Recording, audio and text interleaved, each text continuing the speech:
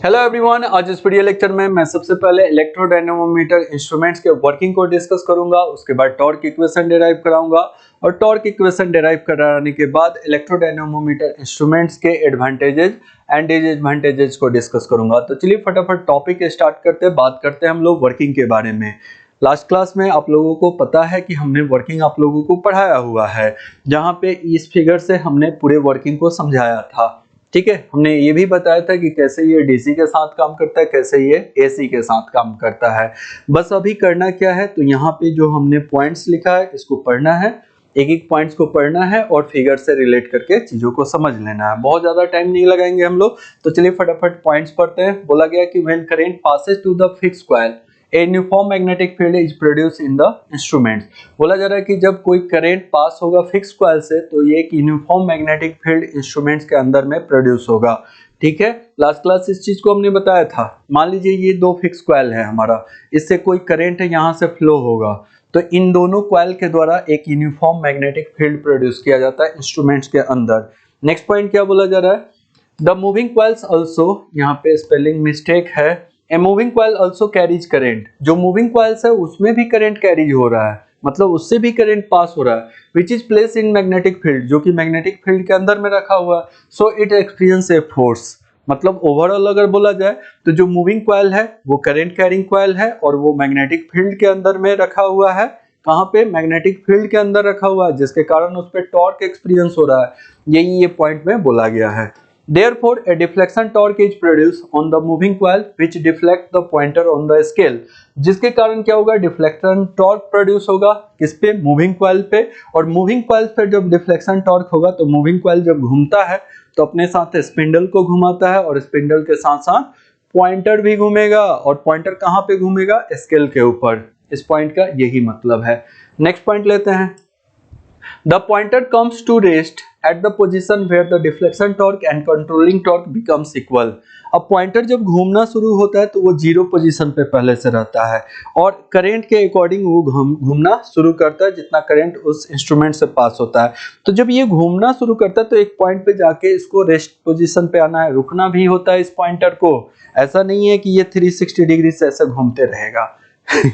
Pointer में ऐसा थोड़ी होता है कि इंस्ट्रूमेंट्स में ऐसा थोड़ी होता है कि पॉइंटर ये लगातार ऐसे 360 डिग्री घूम जाता है। नहीं भाई, ये एक पॉइंट पे जाके रुकता है। कब रुकेगा और किस पॉइंट पे जाके रुकेगा? तो कब रुकेगा, इस बात का जवाब ये है कि जब हमारा कंट्रोलिंग टॉर्क डिफ्लेक्शन टॉर्क के बराबर हो जाता है तो पॉइंटर उस पोजीशन पे जाके रुक जाता है। कहाँ पे रुकेगा? तो अकॉर्डिंग टू करंट, उस इंस्ट्रूमेंट से कितना करंट फ्लो हो रहा है उसके अनुसार। मान लो 5 एम्पियर का करंट फ्लो हो रहा है तो स्केल पे जहाँ पे 5 मार्क्स किया रहता है वहां पे जाके रुकेगा। अगर मान लो इंस्ट्रूमेंट से 10 एम्पियर का करंट फ्लो हो रहा है तो आपका पॉइंटर 10 पे जाके रुकेगा। तो कहाँ पे रुकेगा ये इस बात पे डिपेंड करता है कि इंस्ट्रूमेंट से कितना करंट फ्लो हो रहा है, क्योंकि उसी करंट को ये क्या करता है? मेजर करता है। क्लियर? चलिए, अब जो पॉइंट लिखा हुआ है ये एसी के लिए लिखा हुआ है। हम पहले ही इसको बता देते हैं, उसके बाद फिर इस पॉइंट को पढ़ेंगे, फिर समझा देंगे। हमने आप लोगों को बताया था कि जब एसी करंट पास होता है इंस्ट्रूमेंट से तो एसी के केस में क्या होता है? करंट अपना डायरेक्शन चेंज करता है। पॉजिटिव हाफ साइकिल में टॉप टू बॉटम मान लीजिए करंट फ्लो हो रहा है, ठीक है, पॉजिटिव हाफ साइकिल के केस में, तो उस समय मैग्नेटिक फील्ड का डायरेक्शन देखोगे ये नॉर्थ पोल, ये साउथ पोल बना हुआ है, कुछ इस प्रकार से रहेगा। लेकिन वही जब हमारा निगेटिव साइकिल आता है, ठीक है, क्या आता है? Negative cycle.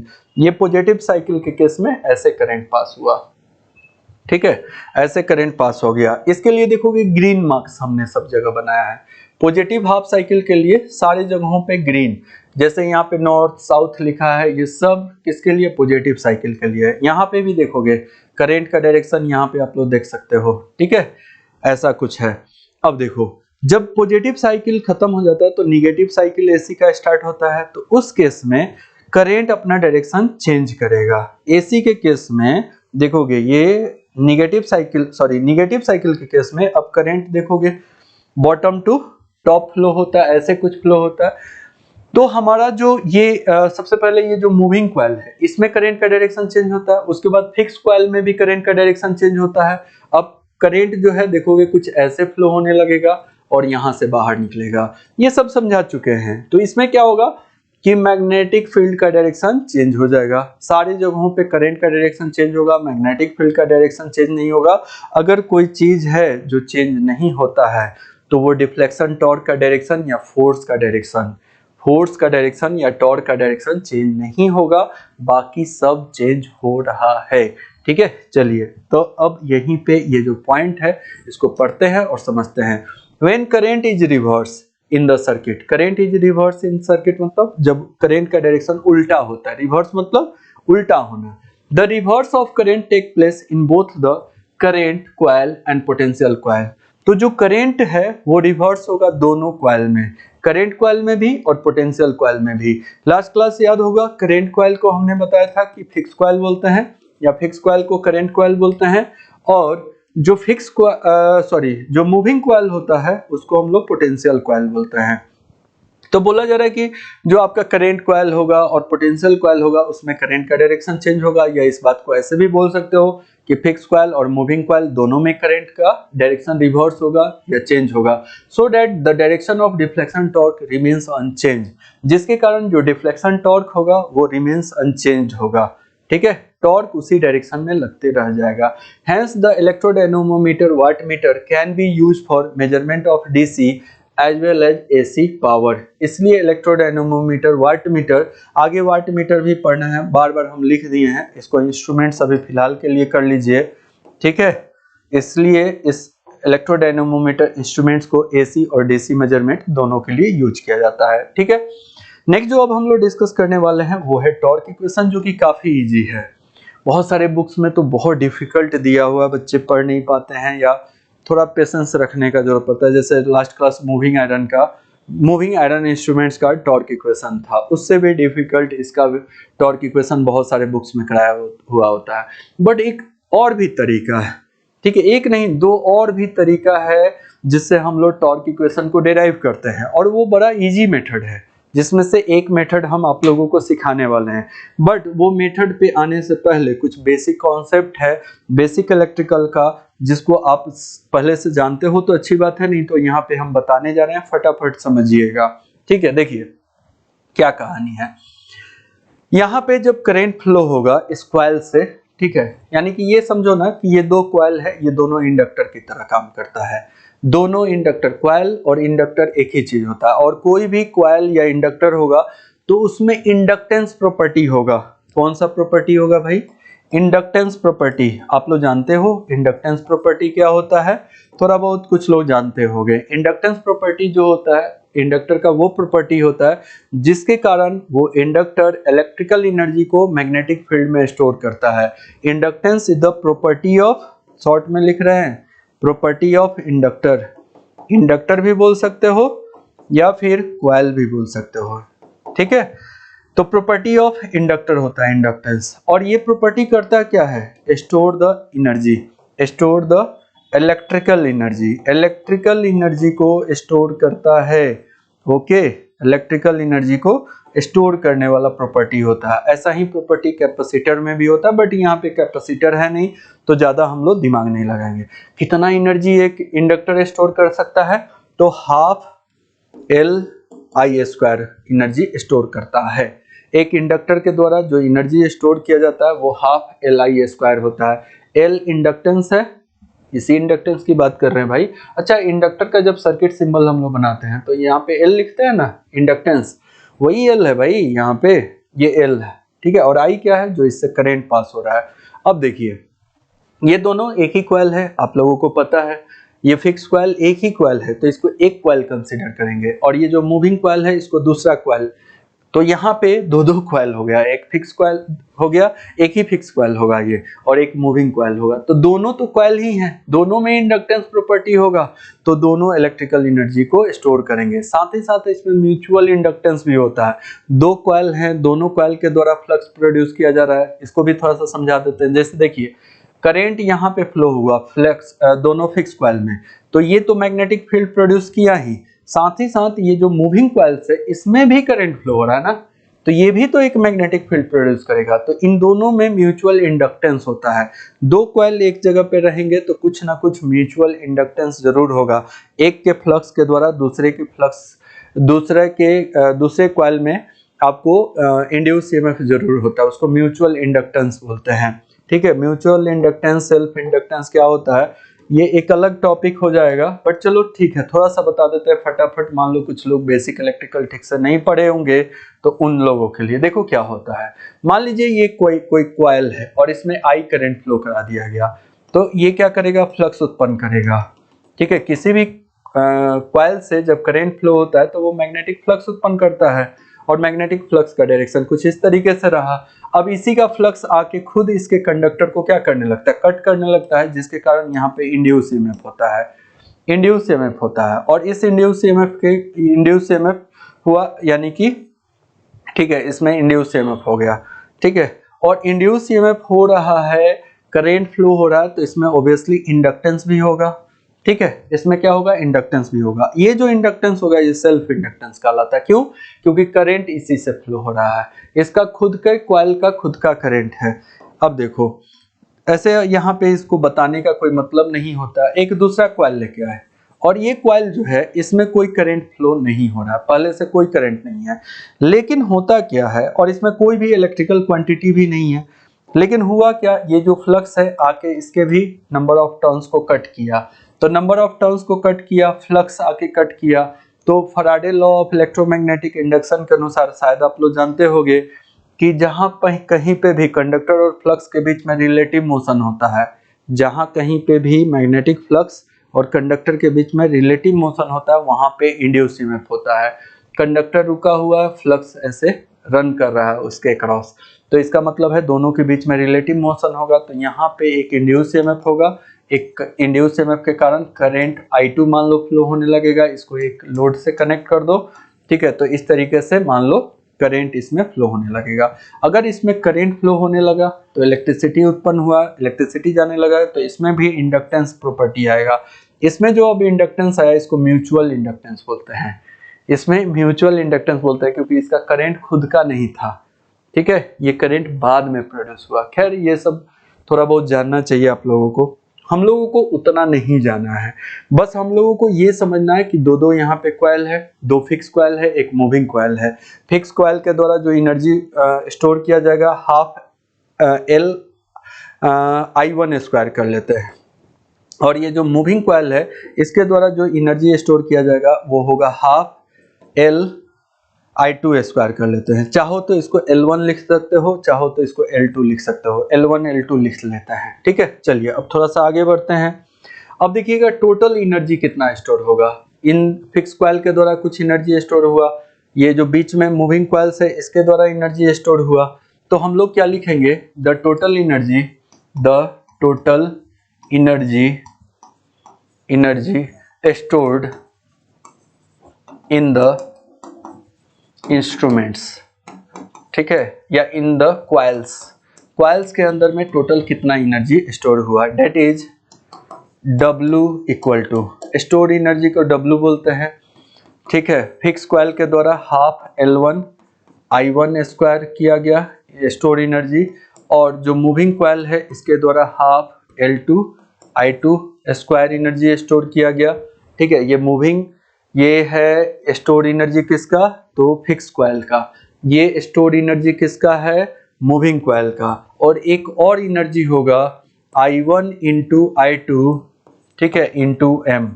ये म्यूचुअल इंडक्टेंस के कारण कुछ स्टोर एनर्जी होता है, म्यूचुअल इंडक्टेंस के कारण कुछ स्टोर एनर्जी होगा।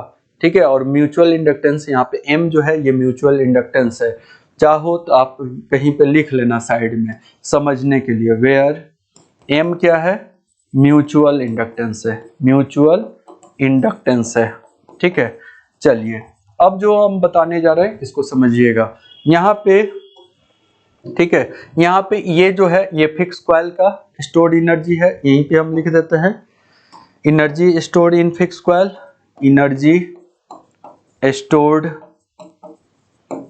In fix coil. ठीक है, फिक्स कॉइल। और ये कौन सा एनर्जी है, energy stored in moving coil. Clear, दोनों कॉइल में अपना अपना एनर्जी स्टोरिंग कैपेसिटी है, दोनों ने अपना अपना एनर्जी स्टोर किया। और ये कौन सा एनर्जी स्टोर्ड है भाई, तो ये energy stored energy stored in या energy stored due to mutual inductance. Inductance word जो है इसको याद रखना है। इंडक्टेंस कहीं पे भी होगा तो एनर्जी स्टोर होगा। अब म्यूचुअल इंडक्टेंस सेम है तो वो एनर्जी स्टोर करेगा, बट म्यूचुअल इंडक्टेंस में जो एनर्जी स्टोर होता है I1 into I2 into M होता है, और क्वाइल में जो एनर्जी स्टोर होता है वो हाफ L1 I1 स्क्वायर होता है। ये सब बेसिक इलेक्ट्रिकल में हम लोग पढ़ाते भी हैं, ठीक है। चलिए, अब हम लोगों को पहले से पता है कि जो मैकेनिकल पावर होता है क्या होता है, मैकेनिकल पावर या मैकेनिकल वर्क डन लिखते हैं, मैकेनिकल वर्क डन, ठीक है। जब हम लोग इलेक्ट्रिकल एनर्जी देते हैं तो ये क्या करता है, उसको मैकेनिकल एनर्जी में कन्वर्ट करता है।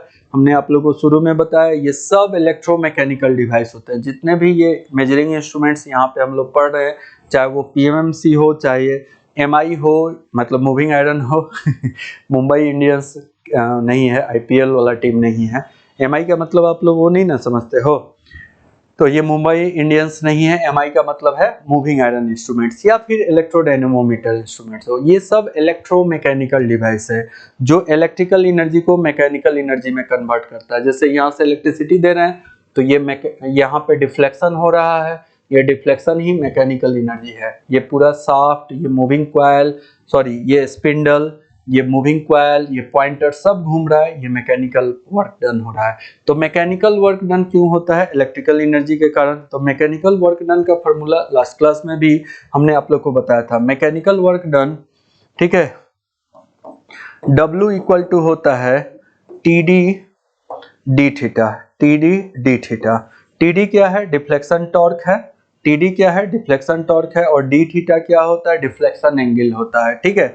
यहां से एक काम करते हैं हम लोग, ये जो W इक्वल टू आ गया है TD इंटू डी थीटा, यहाँ से TD का वैल्यू निकालते हैं, डिफ्लेक्शन टॉर्क का वैल्यू निकालते हैं। हम लोग डेरिवेशन भी टॉर्क इक्वेशन है, यानी कि डिफ्लेक्शन टॉर्क के लिए पहले हम लोग डेरिवेशन कर रहे हैं।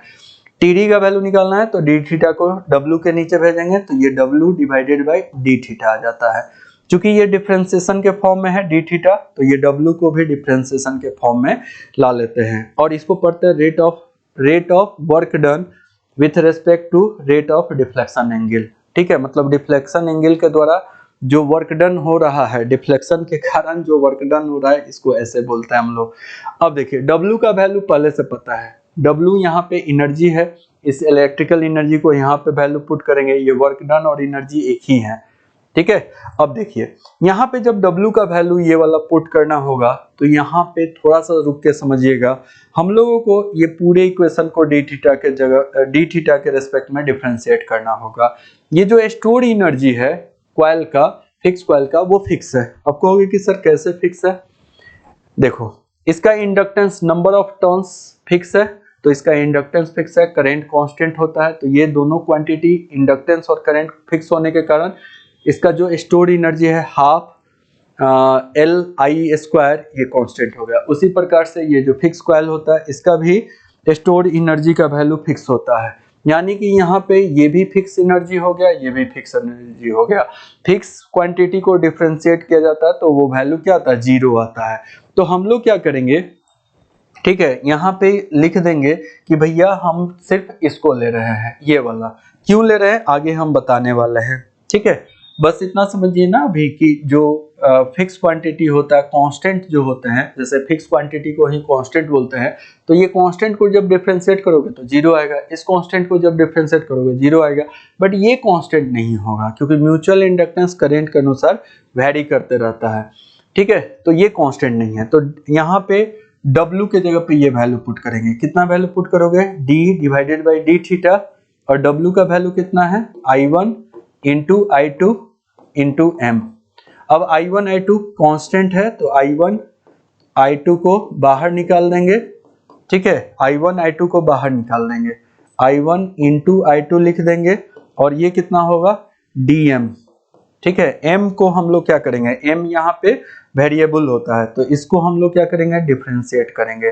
देखो ये इक्वेशन कितना आ गया, TD इक्वल टू आ गया I1 into I2 DM by D theta. ये बहुत ही फेमस फॉर्मूला है इसका, TD हमारा डिफ्लेक्शन टॉर्क है जिसका वैल्यू आया I1 into I2 into DM by D theta. ठीक है, ये आपका डिफ्लेक्शन टॉर्क का वैल्यू आ गया। I1 क्या है, I2 क्या है, आप लोग समझ रहे हो।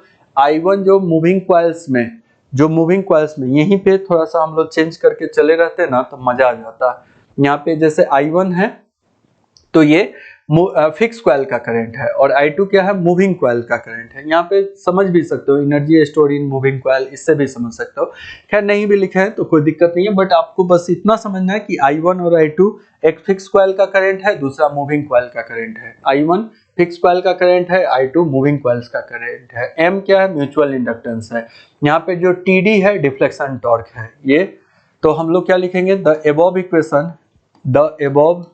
इक्वेशन is known as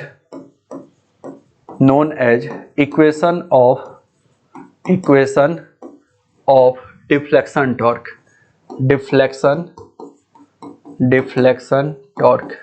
ठीक है, जो above इक्वेशन है इसको हम लोग डिफ्लेक्शन टॉर्क इक्वेशन बोलते हैं। ठीक है, तो ये अपने आप में इंपॉर्टेंट है। अच्छा देखो, इसको थोड़ा सा और अगर मॉडिफाई किया जाए, तो दो तीन मॉडिफिकेशन कर सकते हैं।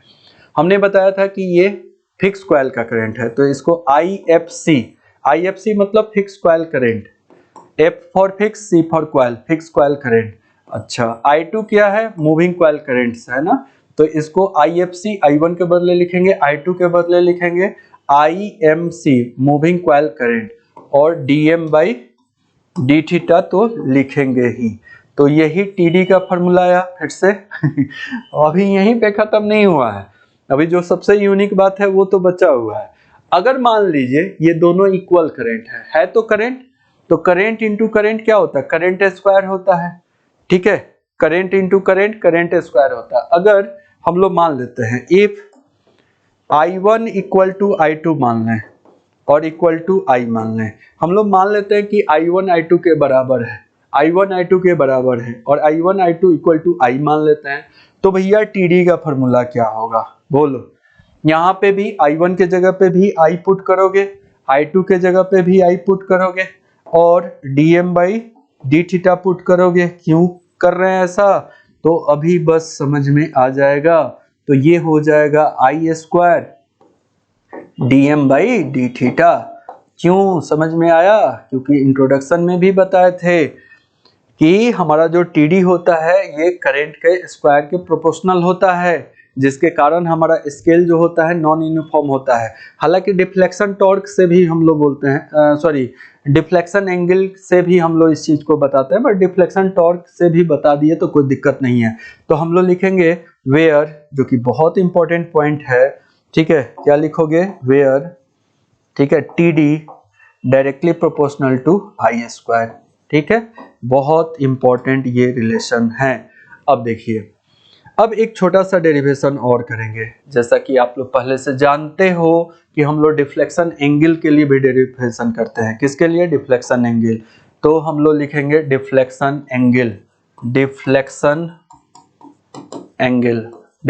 एंगल को थीटा से रिप्रेजेंट करते हैं। और ये डिफ्लेक्शन एंगल कैसे निकालते हैं हम लोग, तो स्प्रिंग कांस्टेंट से।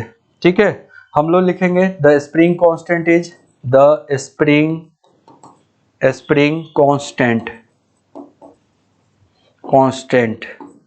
इज, हम लोग स्प्रिंग कांस्टेंट किसको बोलते हैं बोलो, याद है, स्प्रिंग कांस्टेंट को K थीटा बोलते हैं हम लोग। ठीक है, स्प्रिंग कांस्टेंट इक्वल टू लिख लेते हैं K थीटा। ठीक है, स्प्रिंग कांस्टेंट हमारा K थीटा होता है। अच्छा, उसके बाद हम लोग जानते हैं, अच्छा स्प्रिंग कांस्टेंट नहीं यार,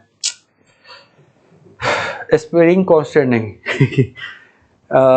स्प्रिंग टॉर्क इक्वेशन, सॉरी। ठीक है, स्प्रिंग टॉर्क इक्वेशन, स्प्रिंग भी टॉर्क प्रोड्यूस करता है, तो spring torque equation is, spring torque equation जो होता है उसको हम लोग कंट्रोलिंग टॉर्क बोलते हैं। स्प्रिंग टॉर्क इक्वेशन या द कंट्रोलिंग टॉर्क लिखे डायरेक्ट, चलो कंट्रोलिंग टॉर्क लिखते हैं, द कंट्रोलिंग टॉर्क, क्योंकि ये स्प्रिंग ही तो प्रोड्यूस करता है controlling torque. The controlling torque is, ठीक है, the controlling torque is that is TC. TC equal to क्या होता है, के थीटा होता है, के थीटा। के क्या है, स्प्रिंग कांस्टेंट है, थीटा क्या होता है, डिफ्लेक्शन एंगल है। इसको यहीं पे छोड़ देते हैं, पहले से आप लोग को पता है कि के क्या होता है, थीटा क्या होता है, छोड़ देते हैं। अब हम लोग क्या लाएंगे, हम लोग जानते हैं the deflection torque, deflection torque is that is TD equal to, अभी जस्ट हम लोग टीडी का इक्वेशन डिराइव किए हैं। अब इसमें आप एक चीज कर सकते हो, या तो इसको ले लो डिफ्लेक्शन टॉर्क के लिए ये, या फिर ये वाला कर लो, जो वैल्यू, या ये वाला वैल्यू पुट कर लो टीडी का। ये सब तो तीन तीन टीडी का ही इक्वेशन करा है। एक काम करते हैं, इसी को ले लेते हैं, ठीक है, ज्यादातर बुक्स में यही रहता है। ये है कितना, I1 into I2 into dm by D theta, यही है ना। हम लोग को करना क्या है, इक्विलिब्रियम कंडीशन में टीडी टीसी के बराबर होता है, ठीक है। तो हम लोग एक काम करते हैं ना, टीसी लिखेंगे in equilibrium condition, in equilibrium condition, ठीक है। कंडीशन क्या होगा, आगे पेज पे जगह है शायद नहीं है, चलिए कोई नहीं, यहीं पे करते हैं। तो हम लोग क्या लिखेंगे भाई, टीसी इक्वल टू टीडी लिख लेते हैं, ठीक है, टीसी इक्वल टू टीडी। अगले पेज पे जगह बना लेते हैं, बहुत कंजेस्टेड हो जा रहा है। देखिए टीडी इक्वल टू टीसी लिखे, टीसी इक्वल टू टीडी लिखे, तो टीसी का वैल्यू होता है के थीटा और टीडी का वैल्यू होता है I1 into I2 into DM by D theta. बोलो इतना ही है ना। यहाँ से थीटा का वैल्यू निकालेंगे, यही डिफ्लेक्शन एंगल कहलाता है।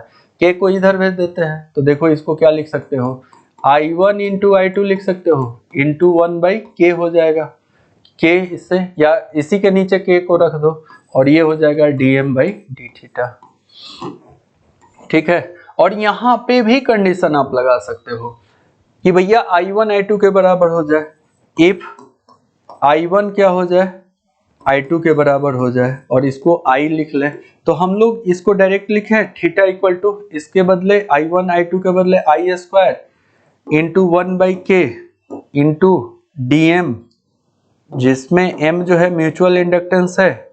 बोलो ऐसे लिख सकते हैं क्या। तो आपको यहां से भी एक रिलेशन मिला, यहाँ पे थीटा क्या है, where theta is deflection angle, where theta is deflection angle. आप कहोगे कि सर डिफ्लेक्शन एंगल क्या होता है, डिफ्लेक्शन एंगल पहले से भी बताए हुए हैं, ठीक है। एंड जो थीटा है वो directly proportional to I square होता है, इसी के कारण ये जो रिलेशन आता है, इसी के कारण हमारा जो स्केल होता है, जो हमारा बेचारा स्केल, बेचारा बोल रहे हैं डू यू नो बेचारा, तो जो बेचारा स्केल है वो हमारा नॉन लीनियर होता है, इसीलिए इसमें नॉन लीनियर स्केल को यूज किया जाता है, ठीक है। और ये सारे टॉपिक में हम आप लोगों को शुरू से बताते आए हैं। अगर ये डायरेक्टली प्रोपोर्शनल टू I होता तो लीनियर स्केल यूज होता, बट इसमें नॉन लीनियर या नॉन यूनिफॉर्म स्केल यूज होगा। क्लियर। तो यही आपका छोटा सा प्यारा सा डेरिवेशन है। एग्जाम्स में डेरिवेशन लिखने के लिए आता है तो आप यही वाला डेरिवेशन कीजिए।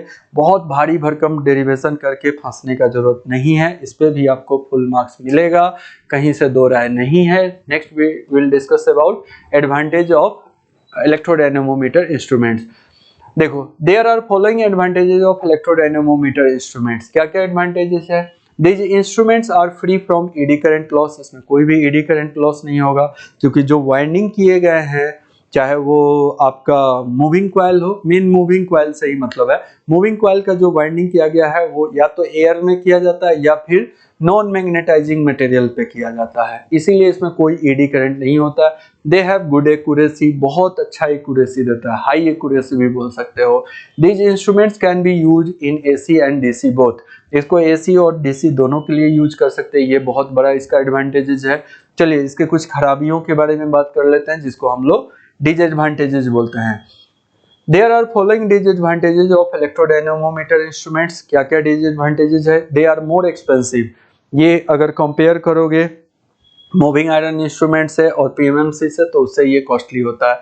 They have non uniform scale, इसमें नॉन यूनिफॉर्म स्केल होता है, ये एक डिमेरिट है इसका, the operating current is large, इसका जो ऑपरेटिंग करंट होता है वो लार्ज होता है, यानी कि हाई करंट पे ये वर्क करता है, स्मॉल करंट पे वो काम नहीं करता है। ठीक है, तो यही है पूरा आप लोगों का इलेक्ट्रोडायनेमोमीटर इंस्ट्रूमेंट्स। ठीक है, तो आज के क्लास में बस इतना ही। नेक्स्ट वीडियो लेक्चर में नेक्स्ट टॉपिक के साथ मिलते हैं। Thank you.